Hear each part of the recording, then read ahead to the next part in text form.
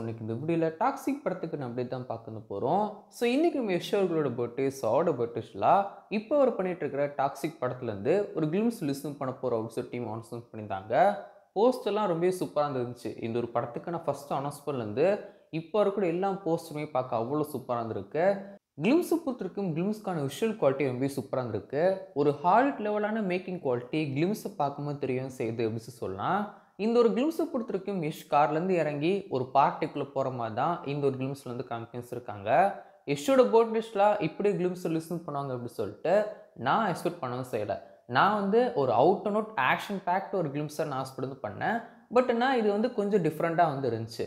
கிளிம்ஸாக பார்க்க ஒரு ஓகேயான கிளிம்ஸ் தான். பெருசாக சூப்பர் அப்படின்னு சொல்ல முடியாது.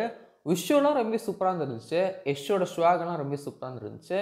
அண்ட் யஷை பொறுத்த வரைக்கும் அவரோட யூஷுவல் லுக்கு தான் கேஜிஎஃப்ல பார்த்த விட இன்னும் கொஞ்சம் டிஃப்ரென்ஸ் தெரியுது.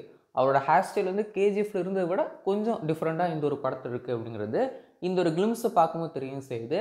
அண்ட் அது மட்டும் இல்லாமல் யஷோட லுக் நம்ம ஆஃப்லைன்லேயே பார்க்கவும் சிரிப்போம். ஸோ ஓவராலாக ஒரு ஓகேயான கிளிம்ஸ் அப்படின்னு சொல்லலாம். கிளிம்ஸோட விஷுவல் குவாலிட்டி ரொம்ப சூப்பராக இருந்திருக்கு. அந்த ஒரு விஷயத்தை மட்டும் அடிச்சிக்கவே முடியாது. அண்ட் அது மட்டும் இல்லாமல் யஷோட லுக்லாம் ரொம்ப சூப்பராக இருக்கும் செய்யுது.